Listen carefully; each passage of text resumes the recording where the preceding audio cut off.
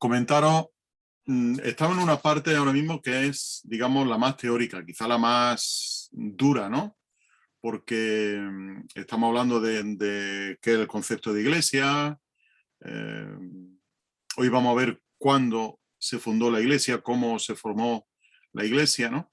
Entonces, yo entiendo que estos sean conceptos un poco más teóricos de entender, ¿no?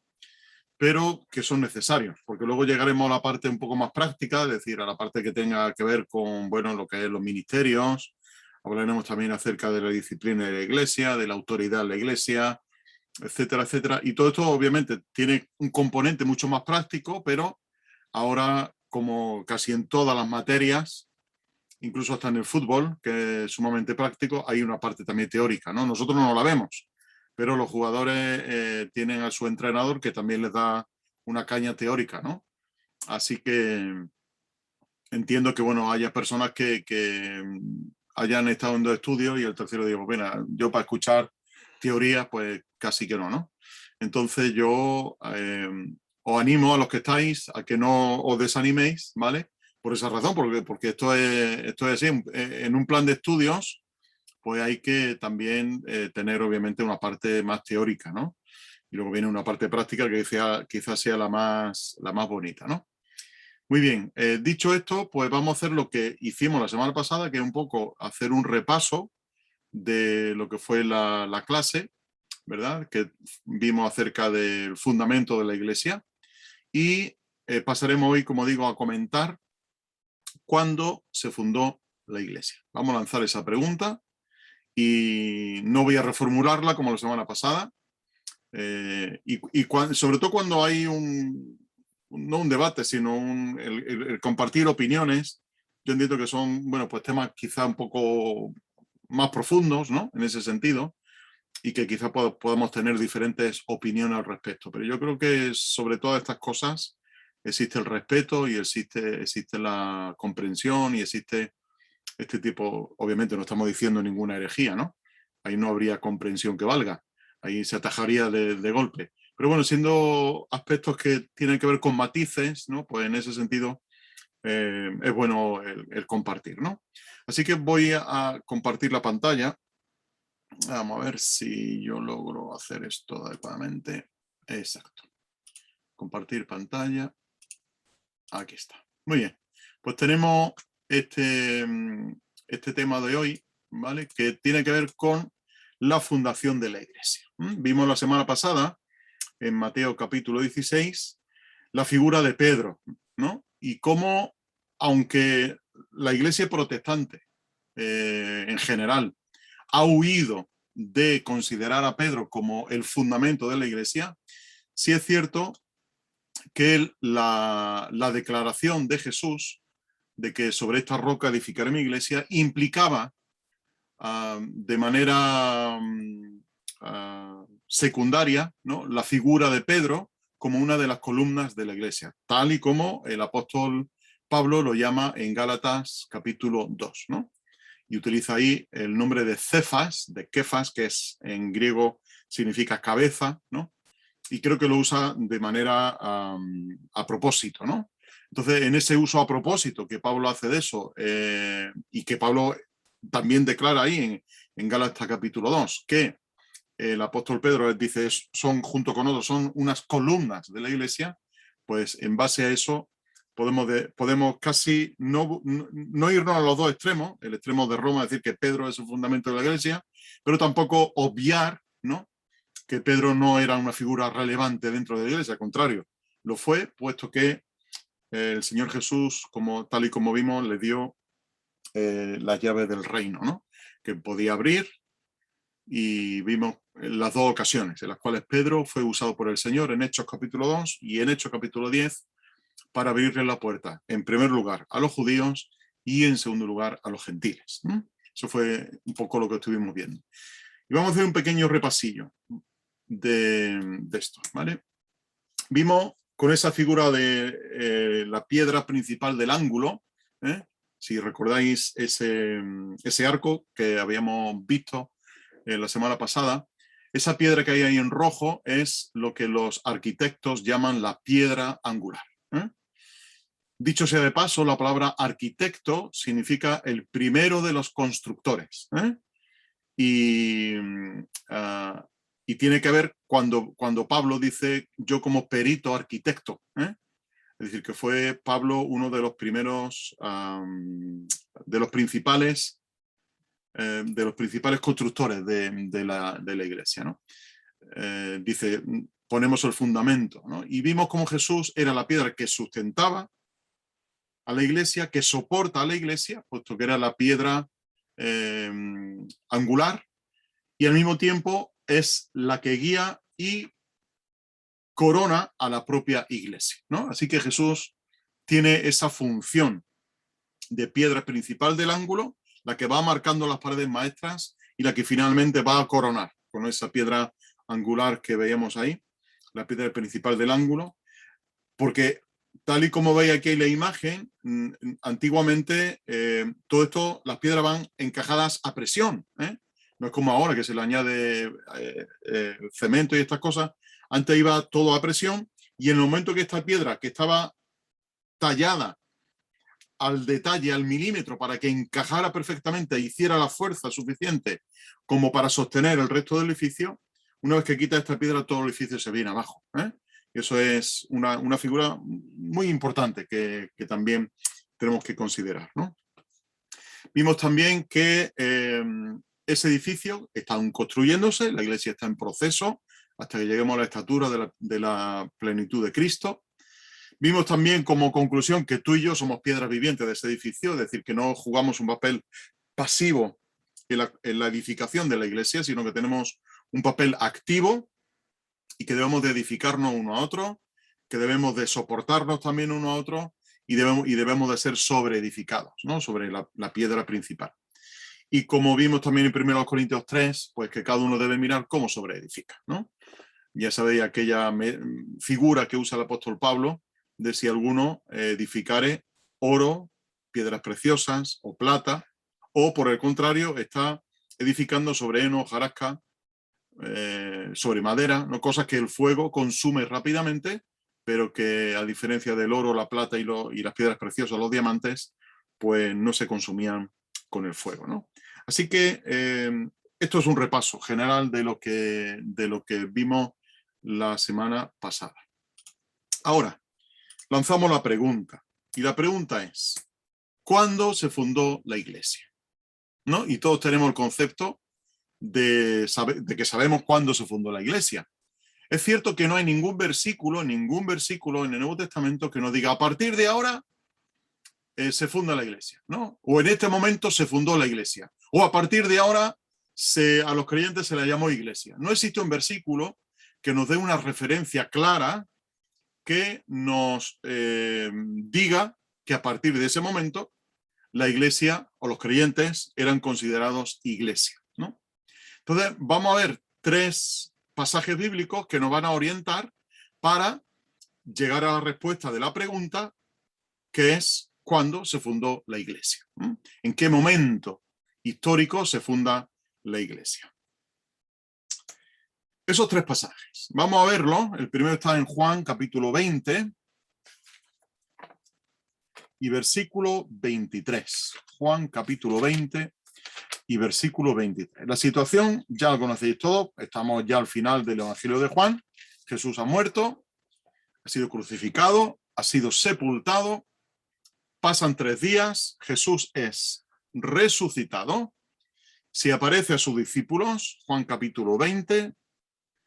Tiene la aparición a María en primer lugar, luego tiene la aparición a los discípulos, luego viene también lo de Tomás, pero antes de que llegue la aparición a Tomás, en Juan 20:23, dice el Señor, dice el evangelista el siguiente relato, que se había aparecido a los discípulos en el versículo, lo tenéis en el versículo 19, y se presenta en medio de ellos y le dice paz a vosotros, ¿no? Esa canción que cantamos, Shalom Alechem. En lo que Jesús le dijo a sus discípulos. Shalom Alechem, paz a vosotros. Que era un saludo típico de los hebreos, entre otras cosas. Y habiendo dicho esto, dice el versículo 20, les mostró las manos y el costado. Entonces los discípulos, al ver al Señor, se regocijaron. Nuevamente les dijo, paz a vosotros. como el Padre me ha enviado, yo también os envío. Y habiendo dicho esto, sopló sobre ellos y dice, recibid el Espíritu Santo.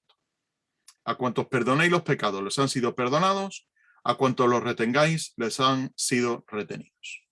Es decir, tenemos aquí un relato sumamente importante que forma parte dentro de la narrativa de Juan, forma parte de ese episodio, ¿no? O de ese fragmento de tiempo que tiene que ver con las apariciones de Jesús.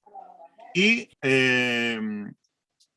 inserta esta aparición en este momento, ¿no? Y es curioso que el resto de evangelistas no lo hagan, ¿no?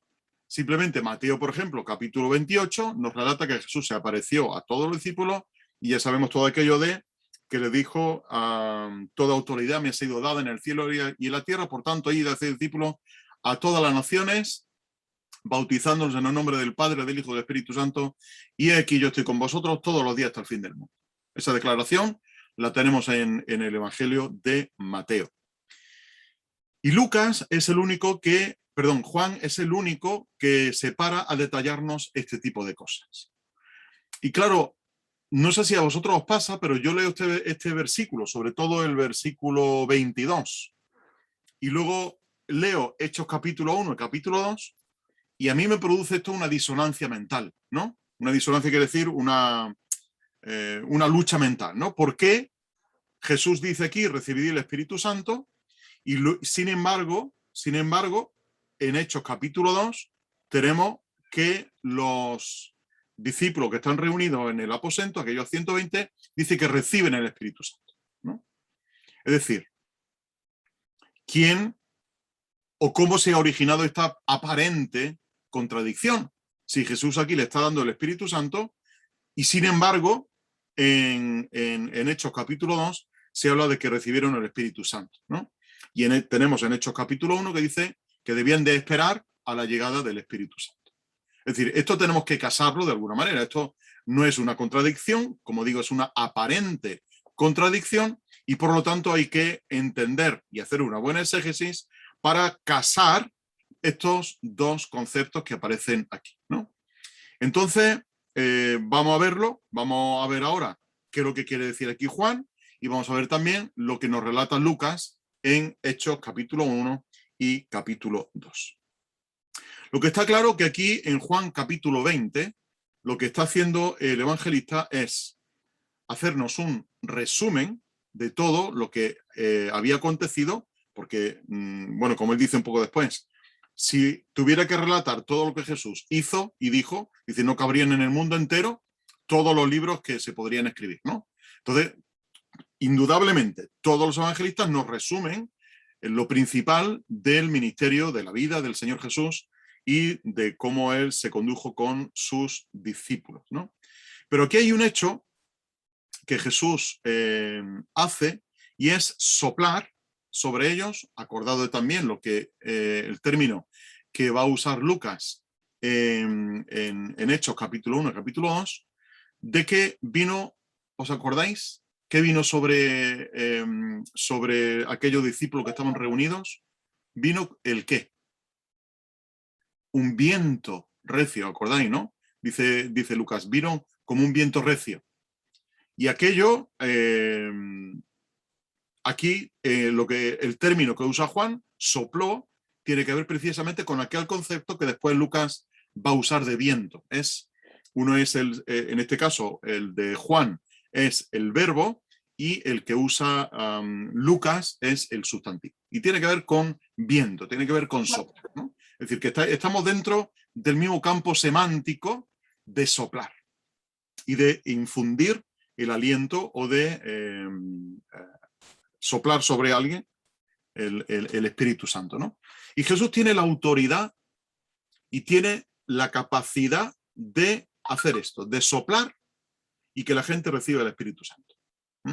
Esto no tiene nada que ver con las manifestaciones carismático-pentecostales de hoy día de gente que te sopla, ¿no? Y te caes para atrás, porque eso es una fiesta, es todo parafernalia y eso no tiene nada que ver con concepto bíblico, ¿no?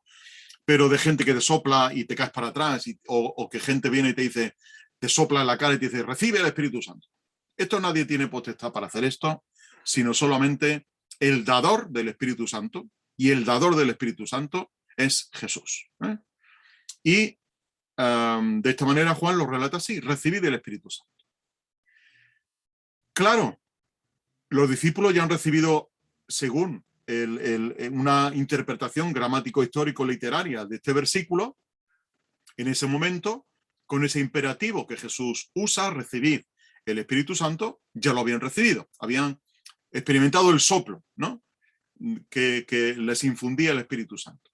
Y luego el versículo 23 es un versículo que también viene mencionado en otros evangelios y en otro contexto, ¿no? Que luego ya lo veremos tranquilamente qué quiere decir esto de perdonar los pecados y retener los pecados, que tiene que ver con otro aspecto también, no tanto de la salvación, sino de la recepción dentro del reino de Dios y de la disciplina en la iglesia. Pero será otro tema que dejemos para más adelante. Por lo tanto, aquí tenemos el relato de Juan hablándonos de lo que Jesús hace justamente después de su resurrección. Vámonos a Hechos, capítulo 1. Ahora sí tenemos que irnos a Hechos para leer lo que Lucas nos relata allí. Y aunque no vamos a leer los capítulos 1 y 2 completos, porque los sabéis de sobra, ¿vale? Y los conocéis sobradamente, ya sabéis que Lucas lo que hace es escribir lo que él llama ese segundo tratado, dedicado a Teófilo, Teófilo es un nombre que significa amigo de Dios. Entonces hay algunos comentaristas que dicen posiblemente no sea una persona, sino que sea un amigo de Dios, una persona que amaba a Dios, ¿no? Un amante de Dios y no una persona concreta. Pero bueno, tampoco eso a nosotros ni nos va ni nos viene ahora mismo, ¿no?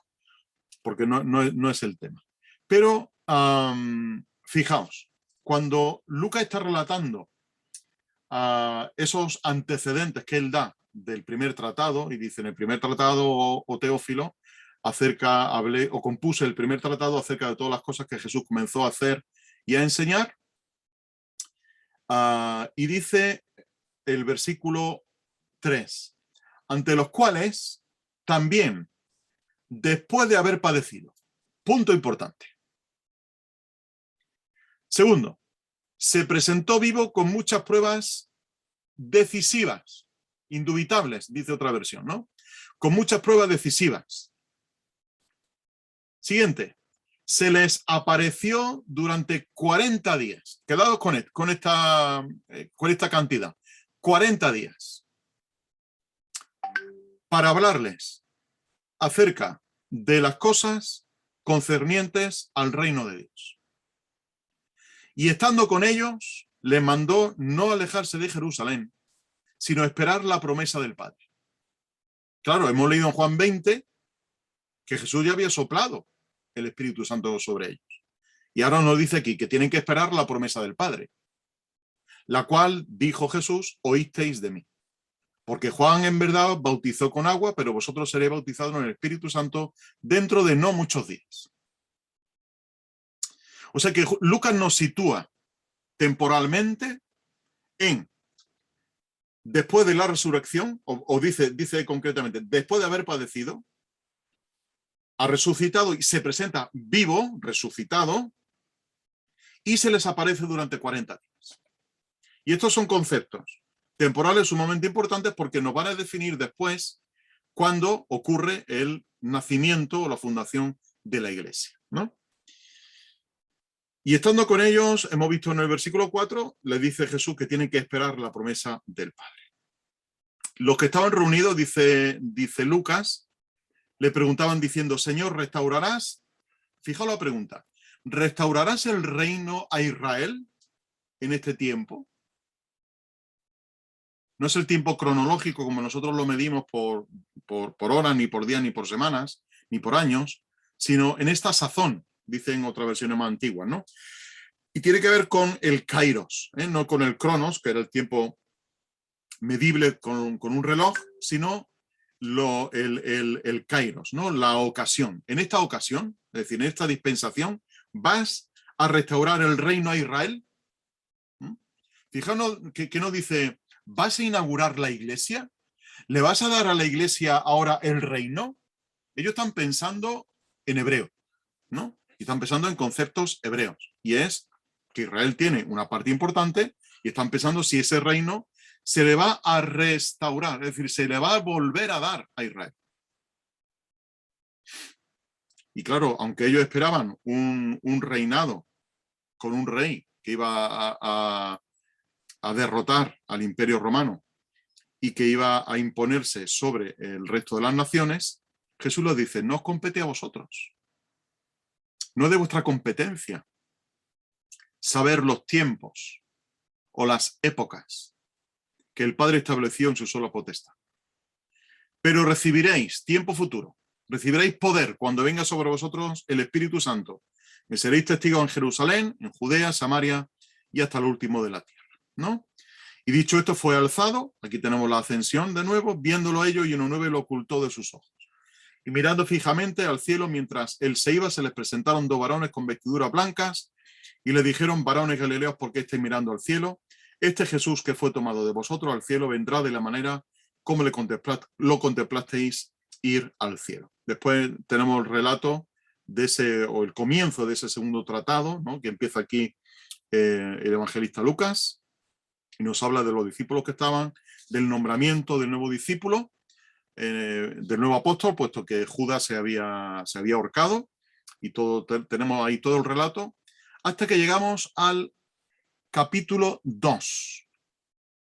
Después de que reconocen a Matías como el sucesor de Judas, dice el capítulo 2. Cuando llegó el día de Pentecostés,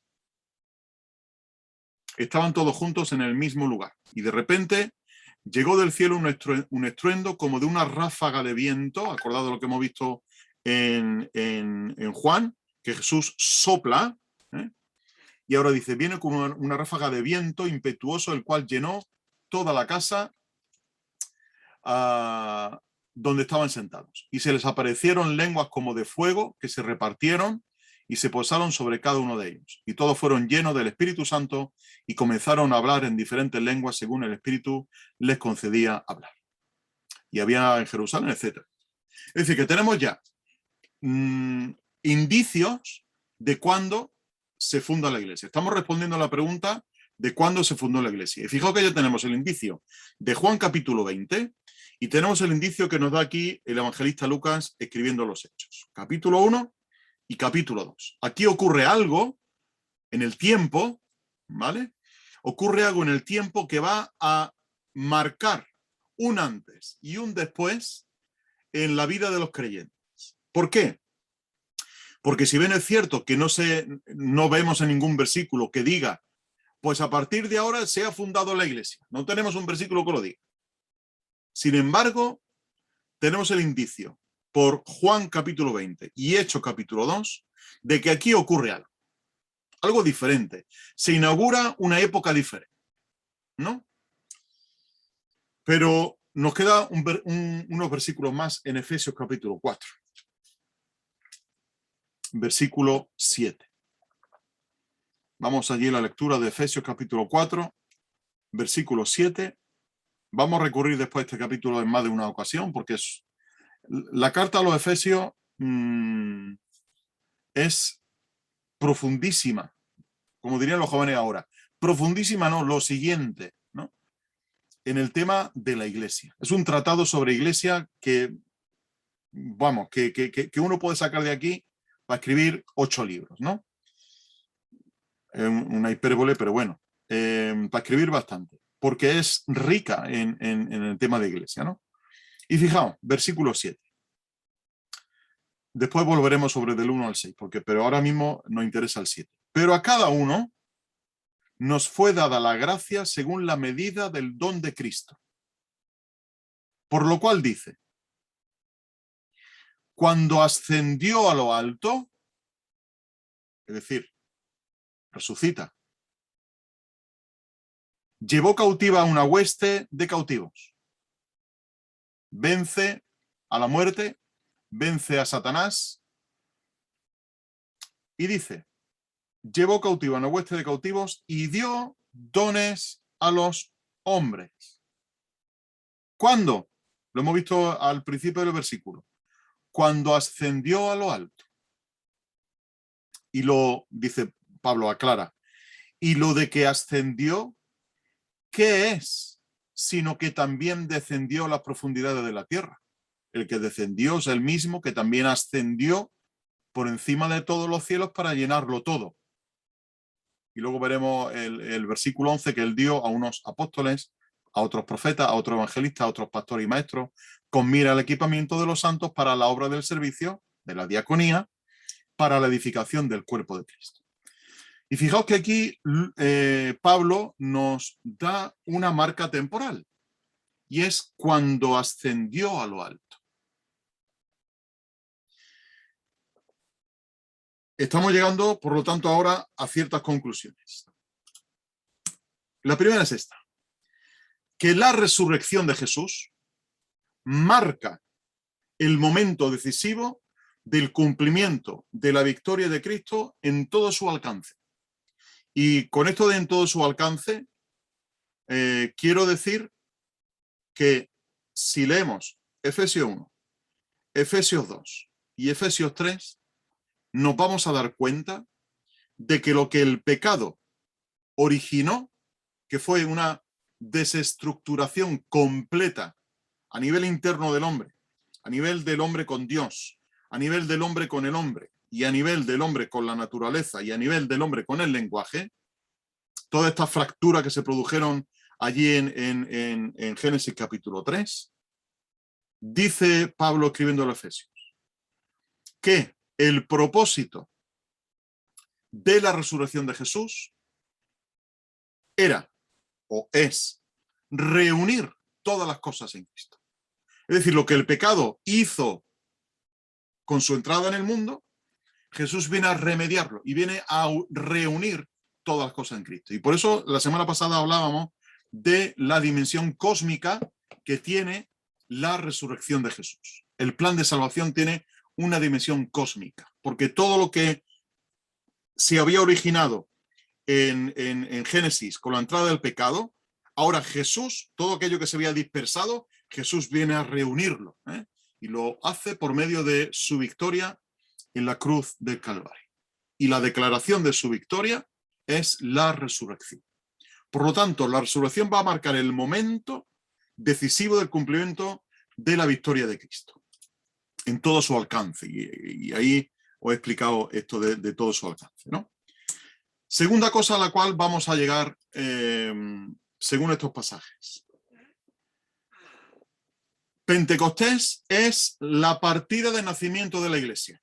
Todos conocemos cuando tenemos un niño, nace, ¿verdad? Inmediatamente nos dan unos papeles en el hospital y tenemos que llevarlo al registro civil para registrar que ese niño ha nacido. ¿Ha nacido? Claro que sí. Lo que estamos haciendo es declarar que ha nacido. Con esto quiero decir, sin, obviamente, todo lo que yo os puedo decir aquí, no estoy dogmatizando en absoluto, ¿no? Pero quiero decir que el momento que hemos visto en Hechos capítulo 2 es ese nacimiento oficial de la iglesia. Es cuando queda registrado que la iglesia ha quedado fundada.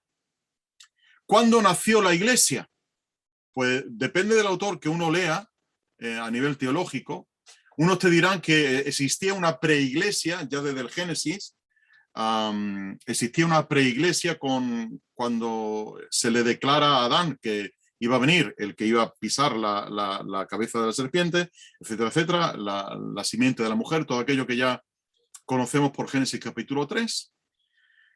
Te hablan también de que Abraham fue salvo, obviamente, por medio de la fe y por la gracia, y consideran que aquello se le llamaba la preiglesia, ¿no?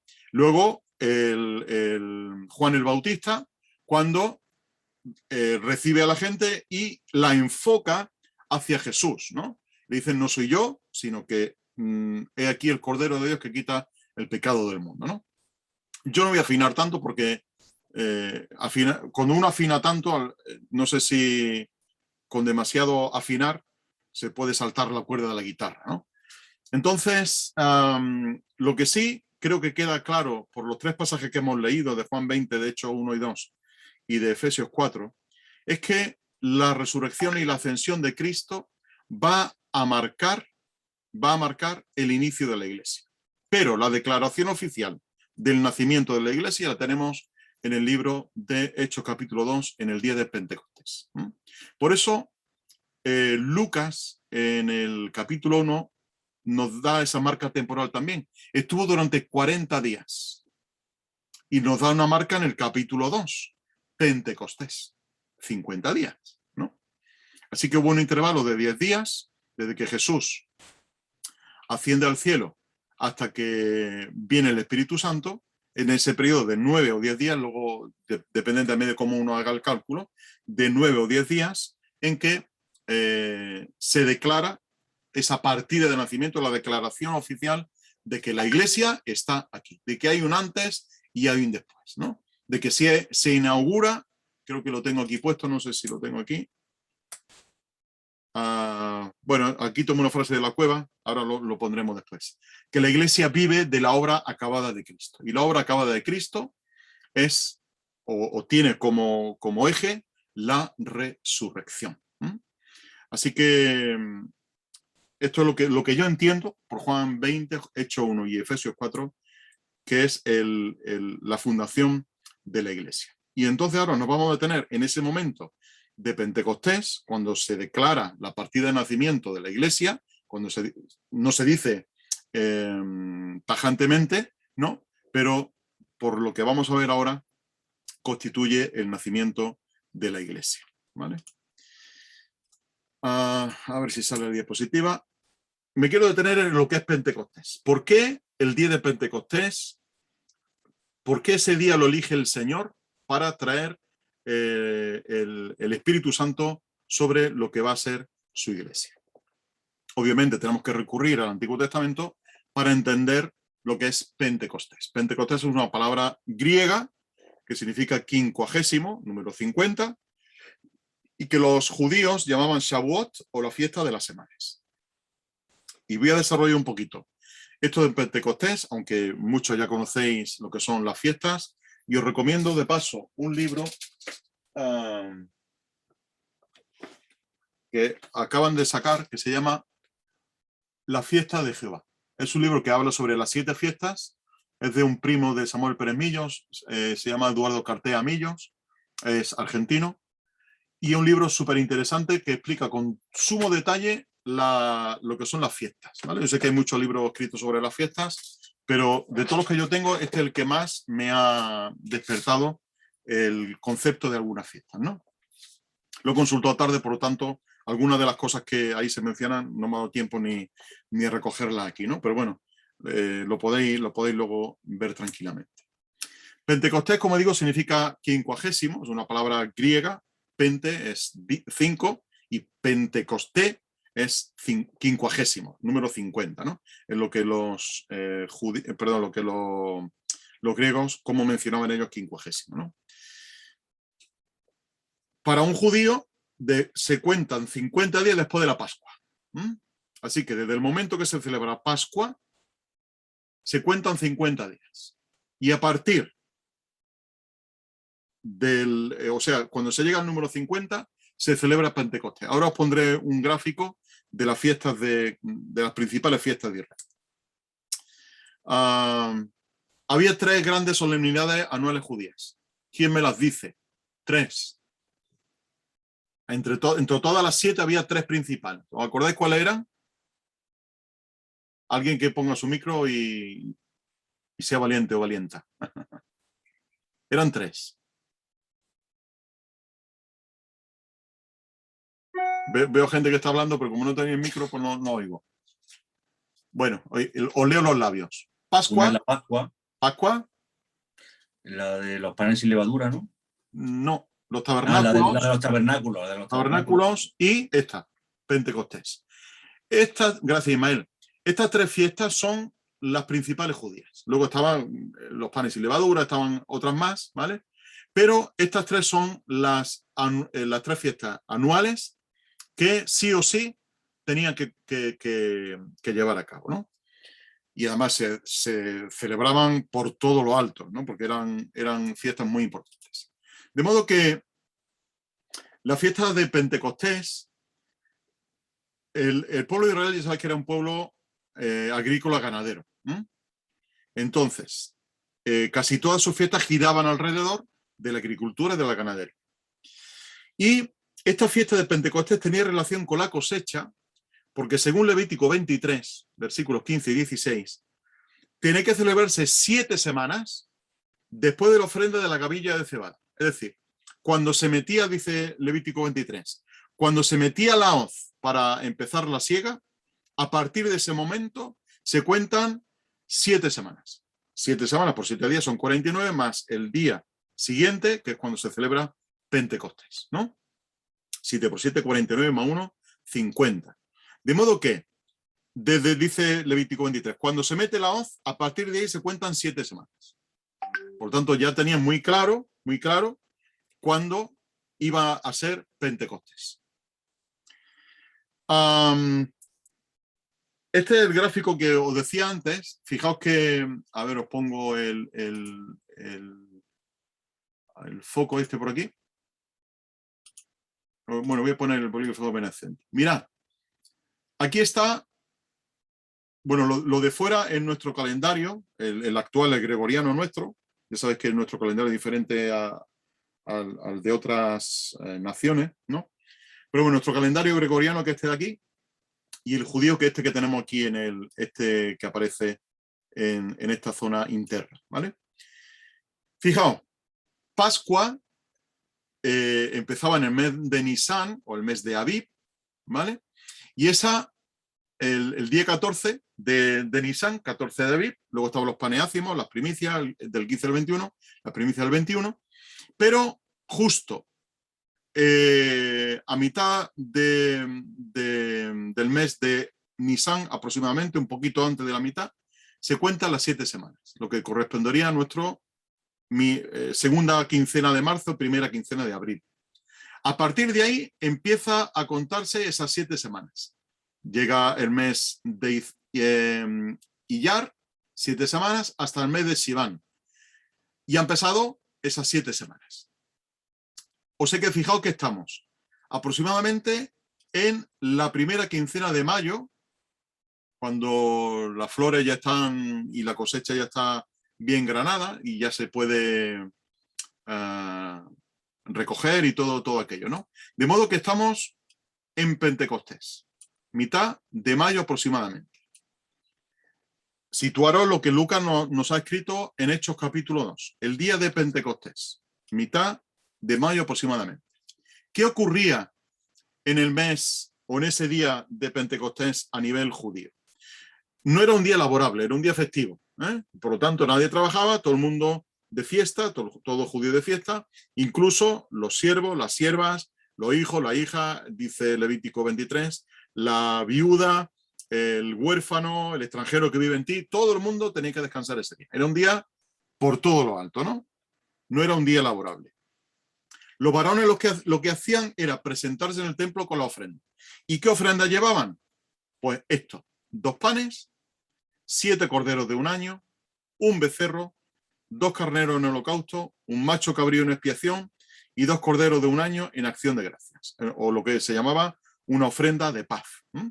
Entonces, todo esto venía al templo y se ofrecían, pues, el holocausto, es decir, se quemaba completamente esos carneros, se hacía una expiación y se hacía también una ofrenda de paz. Todo eso, fijaos, pensad en Jerusalén, día de Pentecostés, Jerusalén abarrotado de gente que había venido a hacer esta ofrenda y con corderos para arriba, corderos para abajo, con becerros, con carneros, con machos cabríos. Imagínate la situación en ese momento, ¿no? De modo que esta es la situación en la cual, acordaos que los discípulos no estaban, porque si compara, tener delante Hechos capítulo 1 y capítulo 2, porque hay un detalle interesantísimo. A ver si os lo localizo. A ver si lo localizo. Bueno, no lo tengo ahora localizado, pero es importante, a ver si fue en Lucas, déjame un momentillo. Ah, sí, es que está en Lucas, claro, por eso no lo encontraba. En Lucas 24, versículo 50 y, que no veo nada, 53, Lucas 24, 53 dice el 52, que habiéndolo adorado, regresaron a Jerusalén con gran gozo y los discípulos estaban continuamente en el templo bendiciendo a Dios. Fijaos lo que venían haciendo hasta que Jesús le dice, no, ahora tenéis que esperar al Espíritu Santo. No estaban en Pentecostés haciendo la fiesta judía. No estaban ofreciendo todo esto. Habían estado antes en el templo bendiciendo a Dios.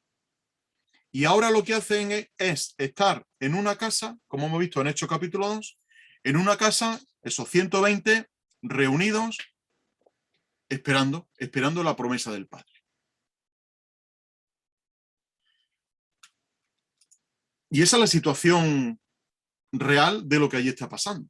Ahí es cuando viene el Espíritu Santo de la promesa.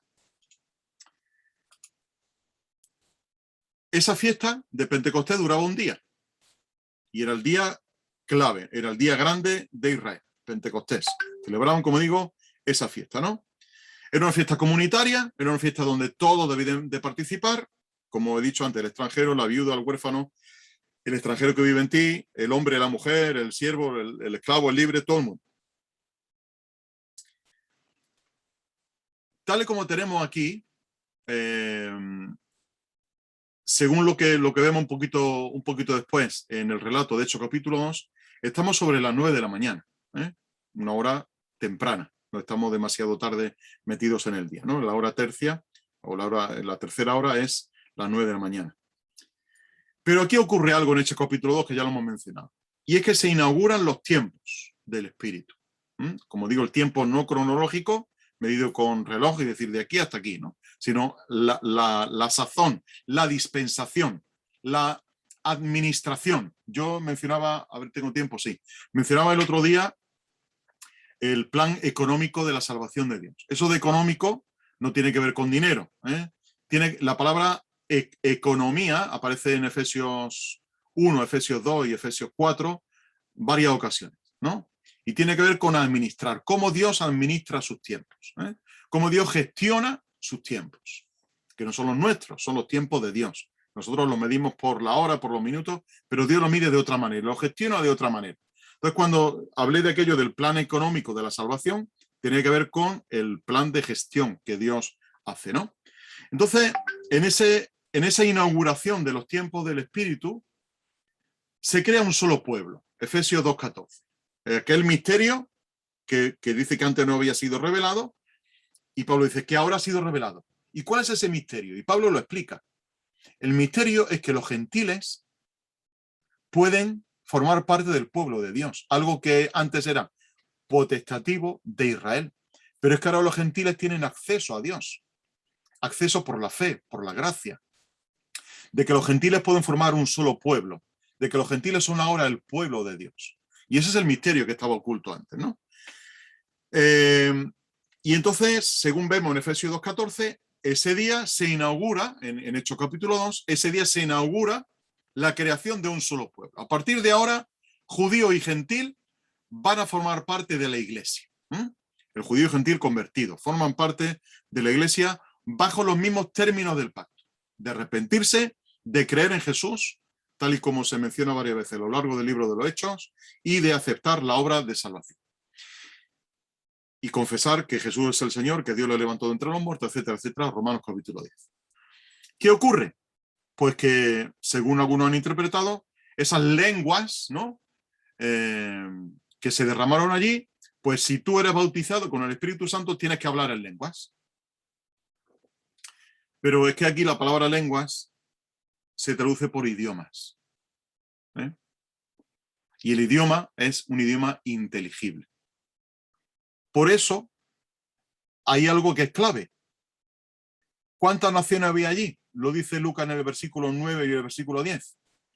Mesopotamia, Judea, Capadocia, el Ponteo, Asia, Frigia, Panfilia, Egipto, Libia, hacia Cirene, los romanos, los forasteros. Había un montón de naciones. ¿Qué había ocurrido el día de Babel? ¿Os acordáis? Las naciones se dispersaron. ¿Qué ocurre ahora con la obra de Jesús?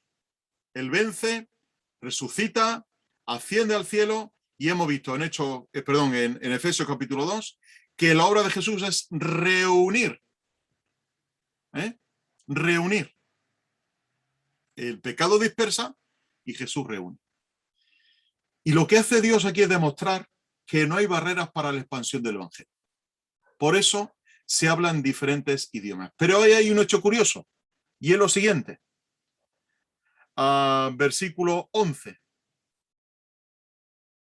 No, primero en el versículo 8. Versículo 7, mirad, ¿no son galileos todos estos que hablan? Claro. Entonces, no, egipcio no sabrían. Frigio tampoco. El cireneo, por lo mejor hasta tampoco, ¿no? Porque había diferentes dialectos. Eran galileos y no tenían por qué saber esos idiomas, ¿no? Ni el parto, ni el medio, ni el elamita, ninguno. Y dicen esto que estaban escuchando. ¿Cómo pues los oímos cada uno de nosotros? Esto es importante. Es decir, que ellos estaban hablando lo que estuvieran diciendo en ese momento, pero cada uno estaba oyendo en su idioma. Y era imposible que Pedro estuviera diciendo una sola palabra en todos los idiomas al mismo tiempo, ¿no? Por lo tanto, esto de las lenguas que muchos te dicen, es que si no has sido bautizado no puedes hablar en lenguas, ¿no? A mí me lo han dicho muchas veces. ¿Tú hablas en lenguas, maestro? Digo, pues yo no hablo en lenguas, porque sé hablar inglés, ahí chapurreado, francés no tengo ni idea, y un poquito más, ¿no? Entonces, ¿tú no has sido bautizado con el Espíritu? Digo, sí, yo sí, pero no sé, no tengo esa capacidad de hablar en lenguas tal y como tú lo estás entendiendo, ¿no? Y dice Lucas, ¿cómo pues los oímos cada uno de nosotros en nuestra propia lengua en que nacimos? Es decir, que el milagro no es solamente que esta gente estuviera hablando en lenguas, sino que los demás estuvieran escuchando en su propia lengua. Esto es importante, también tenerlo en cuenta. Porque luego lo repite en el versículo 11. Los oímos hablando en nuestras lenguas las maravillas de Dios. En todas al mismo tiempo, no, cada uno estaba escuchando la suya. Antes de ayer, el domingo, cuando estuve con mi amigo de México, hablando de esto de las lenguas y este tipo de cosas, no tenemos otras conversaciones los creyentes que hablar, y él me decía, mira, te voy a contar un caso de una mujer que vino a nuestra iglesia en México, y esta mujer se sentó al lado de una mujer que hablaba francés, ¿no? Y que no entendía otro idioma que francés, porque venía de Francia, estaba visitándonos y no conocía otro idioma. Y esta mujer, amiga mía, dice él, pues se sentó al lado de esta mujer que solamente hablaba francés y le habló en español, porque esta mujer no sabe hablar francés, le habló en español. Y se puso a dirigirse a ella en español.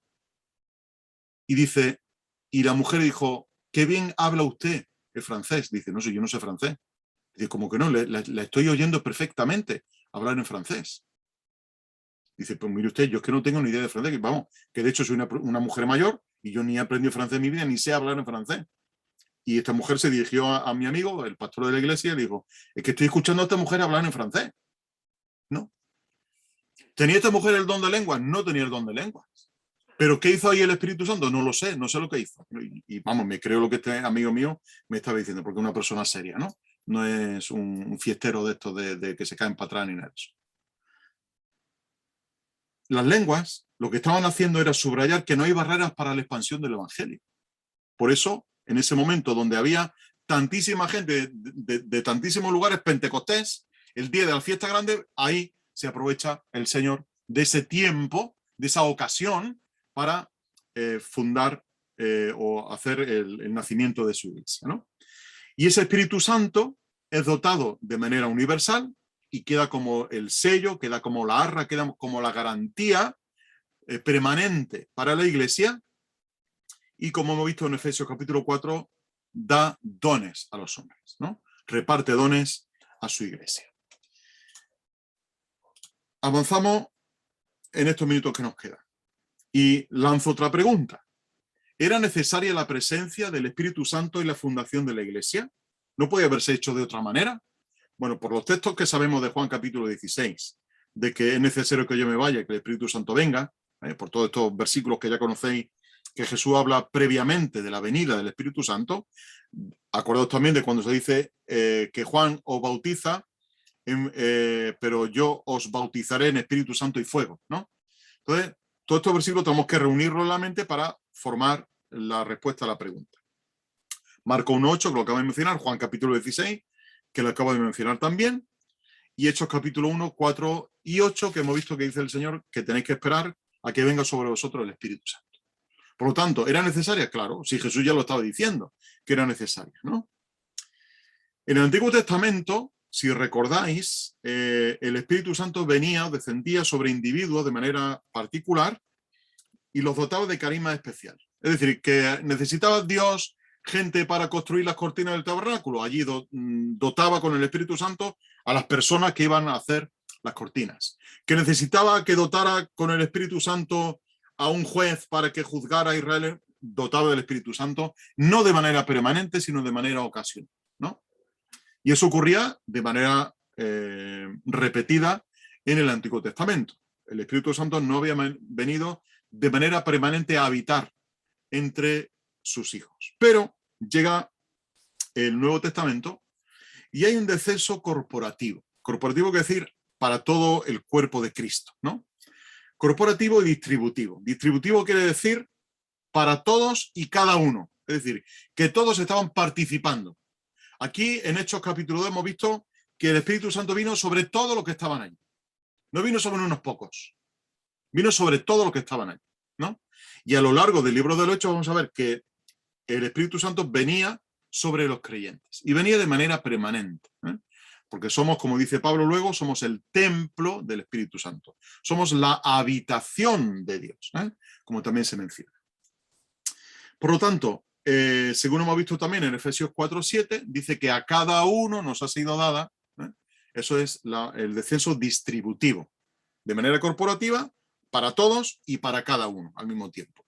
Viene sobre todos, pero también viene sobre cada uno en particular. ¿Y qué hace el Espíritu Santo? Pues dota con carismas son dones, ¿eh? No penséis que el carisma es algo que pertenece a los carismáticos. Carisma significa don, y no debemos de tener miedo de esta palabra, ¿no? El carisma es el don. Y dota con carismas y capacita para, primero, una unidad operativa y funcional dentro del cuerpo de Cristo. Es decir, que cada miembro va a tener una función dentro del cuerpo de Cristo. Pero al mismo tiempo, con esa diversidad de funciones, y ahora me está resonando en el oído la voz de Elena en la escuela dominical cuando yo estaba de alumno de ella, ¿no? Y era precisamente eso, la unidad en la diversidad. Además, me está resonando la voz como si estuviera diciéndolo ahora mismo, ¿no? La unidad en la diversidad. Que no habló muchas veces, tanto Pepe como ella, no hablaron muchas veces de estas cosas, ¿no? La unidad en la diversidad. Hay una unidad operativa, es decir, todos estamos trabajando para lo mismo, ¿eh? Y hay una unidad funcional, todos estamos funcionando para lo mismo. Y cada uno tiene una función diferente en el cuerpo de Cristo. Por eso hemos visto ahí en Efesios capítulo 4 que dio a unos apóstoles, a otros profetas, a otros pastores y maestros, para el propósito que vamos a ver ahora. Pero también para testimonio. Hechos capítulo 1, versículo 8, me seréis testigos en Jerusalén, Judea, Samaria y hasta el último de la tierra. Todo esto también lo conocéis ya sobradamente, ¿no? Y el propósito de todo esto, ¿por qué es necesario el Espíritu Santo para el nacimiento y el funcionamiento de la iglesia? Pues lo tenéis en Efesios 4:11.